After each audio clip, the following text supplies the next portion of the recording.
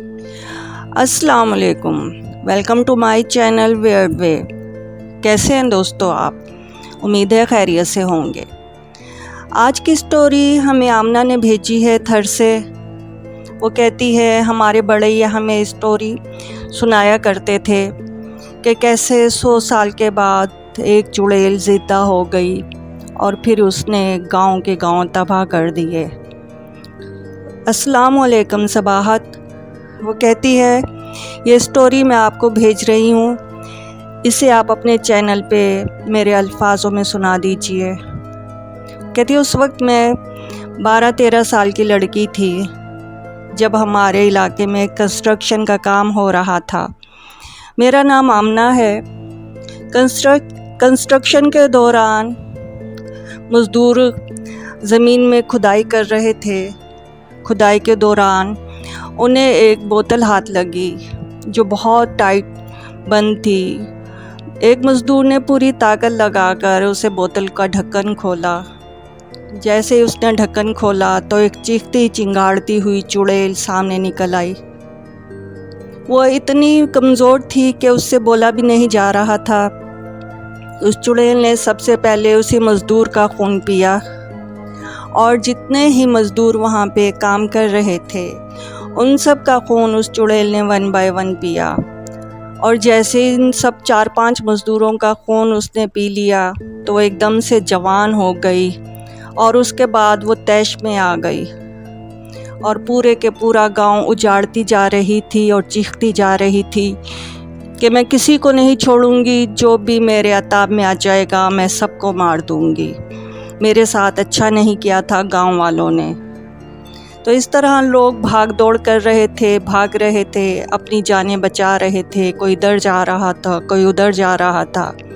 एक क़यामत का समा था और चुड़ैल चीखती जा रही थी। उसके अताब में जो भी आ जाता वो अपने मुंह से आग उगल रही थी और उस आग की जद में जो भी आ जाता वो जल के मर जाता और कोई ज़िंदा नहीं था। चरिंद परिंद इंसान हैवान सब उसके शर से कोई भी महफूज नहीं था। आधे से ज़्यादा गांव वो उजाड़ चुकी थी। इसी तरह वो जा रही थी। लोग मस्जिद की तरफ भाग रहे थे कि मस्जिद में सिर्फ अमान थी। एक ही मस्जिद हमारे इलाके में थी, बाकी और कोई मस्जिद नहीं थी।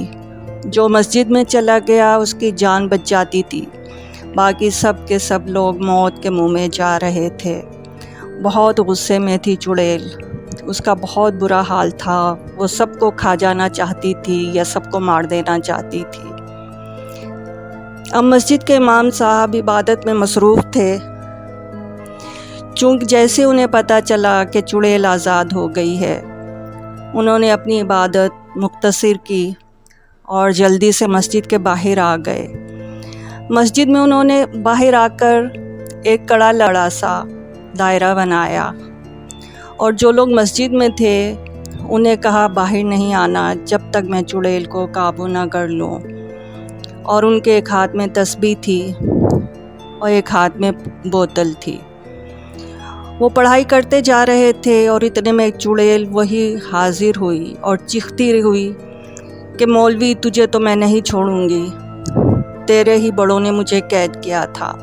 आज मैं ज़्यादा ताकतवर होकर निकली हूँ, अब तो तेरी बारी है। लेकिन मौलवी साहब चूँकि पढ़ाई कर रहे थे, उसने आग निकाली लेकिन मौलवी साहब पे कुछ असर ना हुआ और वो वहीं पर ठंडी हो गई। अब वो चीख रही थी कि मैं तुझे मौलवी नहीं छोड़ूंगी, तू कुछ भी कर ले, तू मुझसे ज़्यादा ताकतवर नहीं है। खैर, मौलवी ने बड़े प्यार से उसे कहा कि तुम मुझे अपनी स्टोरी सुनाओ कि तुम इस हाल को कैसे पहुंची, आखिर तुम्हारे साथ हुआ क्या था। पहले तो उसने सुनाने से इनकार किया। मौलवी पे बहुत ज़्यादा गुस्सा होने लगी। मौलवी के बहुत इसरार पर वो कहने लगी कि मैं थर के इलाके की रिहायशी हूँ। उस वक्त मैं 14 साल की थी। चूँकि हमारा पूरा इलाका रेगिस्तान पे मबनी है, कई साल तक हमारे इलाके में बारिशें नहीं होती। गांव के सब औरतें मर्द बैठ के इकट्ठी दुआएं मांग रहे थे कि अल्लाह ताला हमारे इलाके में बारिश बरसा दे। बहुत सूखा पड़ गया है, जानवर इंसान सब मरते जा रहे हैं। सब एक ही घाट से पानी पी रहे थे, इसलिए बीमारियां हो गई थी। हैज़ा, पेट की बीमारियां, स्किन की बीमारियां बहुत आम हो गई थी। इन्हीं में मैं भी बैठी थी और मैंने आवाज़ बुलंद दुआ की कि या अल्लाह हमारे इलाके में बारिश बरसा दे। हम लोग कब तक गुर्बत और अफलास की चक्की में पिसेंगे। हम बहुत नादार हैं, बहुत गरीब हैं, या अल्लाह हम पे करम फरमा। मैंने जैसे ही दुआ मांगी, ये तो सिर्फ खुदा की तरफ से, 2 दिन के बाद हमारे थर के इलाके में बादल आए और खूब जमकर बरसे, और इतने बरसे कि 3 दिन कंटिन्यू तूफ़ानी बारिशें हुई। थर के इलाके में हर तरफ खुशी की लहर दौड़ गई, हर चेहरा खिल उठा, इंसान जानवर सब में तरोताज़गी आ गई। एक खुशी का समा था।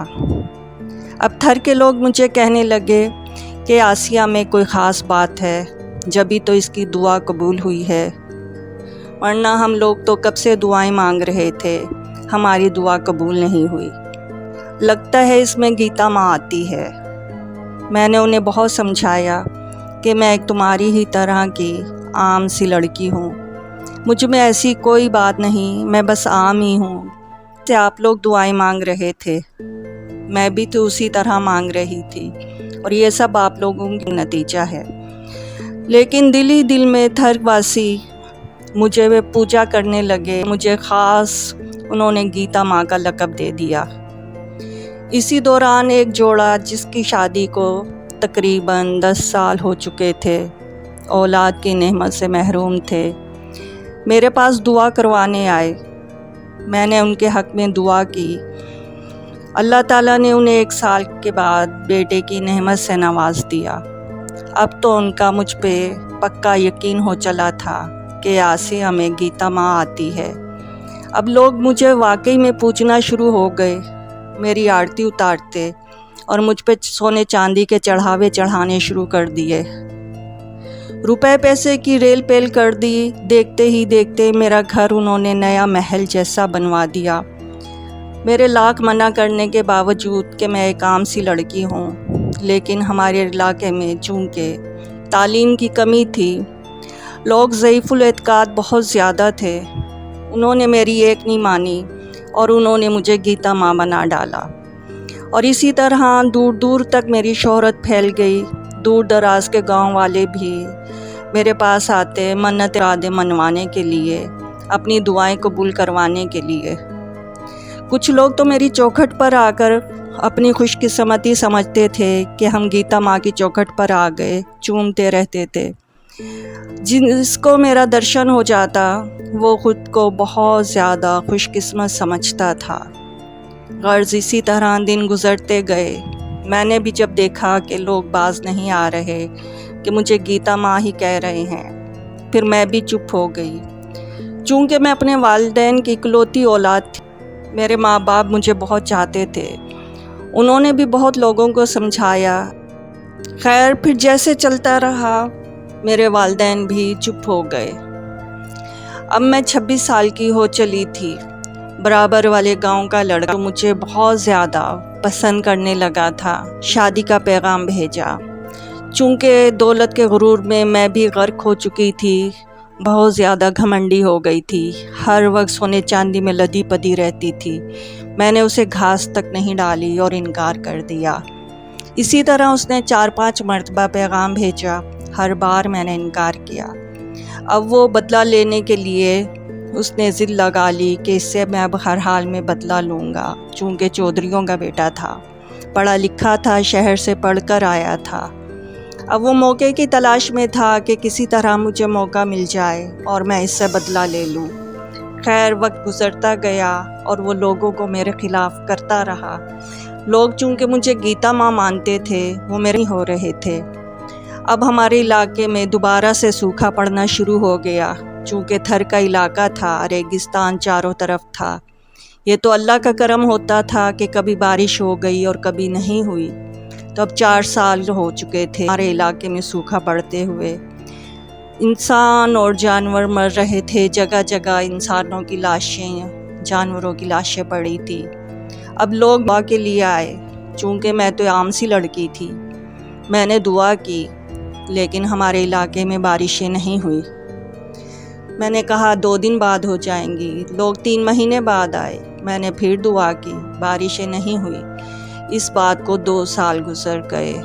اب وہ اس لڑکے کو موقع مل گیا اور اس نے سب کو میرے خلاف بھڑکا دیا کہ یہ کوئی گیتا ماں نہیں ہے، یہ تمہیں بیوقوف بنا رہی ہے۔ جو تمہارے پاس اپنے کھانے کے لیے تھوڑا بہت بھی ہے وہ تم جا کے اس کو چڑھاوا چڑھا دیتے ہو اور خود اور اپنے بچوں کو تم بھوکا رکھتے ہو۔ آہستہ آہستہ گاؤں والے میرے خلاف ہوتے چلے گئے، برابر کے گاؤں والے بھی میرے خلاف ہوتے چلے گئے، اور اسی طرح ایک دن انہیں موقع لگا۔ میں اور میرے والدین اپنے گھر میں سو رہے تھے، گاؤں والوں نے اور اس لڑکے نے آ کے ہمارے گھر کو آگ لگا دی، اور اسی طرح میرے ماں باپ جل کر مر گئے اور مجھے بھی آگ لگی ہوئی تھی۔ میں باہر کی طرف بھاگی کہ لوگوں مجھے بچاؤ۔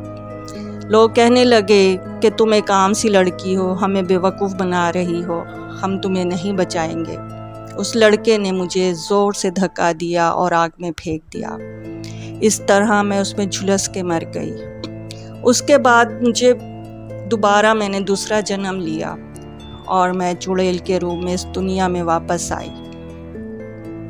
آتے ہی سب سے پہلے میں نے اسی لڑکے کا خون پیا، اور جو گاؤں والے میرے خلاف تھے ان سب کو میں نے ختم کر دیا۔ اب چونکہ تمہارے بزرگ دادا اس وقت موجود تھے مولوی، اس نے مجھے فوراً قید کیا کہ میں مزید لوگوں کو نہ کھا جاؤں۔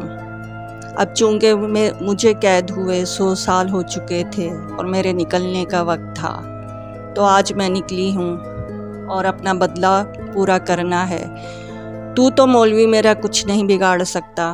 ابھی وہ یہ باتیں ہی کر رہی تھی، مولوی نے بوتل کا ڈھکن کھولا اور چڑیل کو اندر بند کر دیا۔ چڑیل چیختی رہی کہ مولوی اب تو مجھے اندر کر رہا ہے، لیکن اب جب میں باہر نکلوں گی دوبارہ، سب سے پہلے میں تیری ہی نسل کو ختم کروں گی۔ مولوی نے فوراً بوتل کا ڈھکن بند کیا اور اسے اپنے ساتھ لے گیا۔ تو دوستو، کیسی لگی آج کی کہانی؟ بہت بہت شکریہ آمنہ، آپ نے ہمیں اپنی سٹوری بھیجی۔ اگر آپ لوگ بھی ہمیں اپنی سٹوریز یا ناقابل فراموش واقعہ شیئر کرنا چاہتے ہیں تو میرے چینل پر آپ بھیج سکتے ہیں۔ تو میرے چینل کو سبسکرائب کریں اور بیل آئیکن کو پریس کریں۔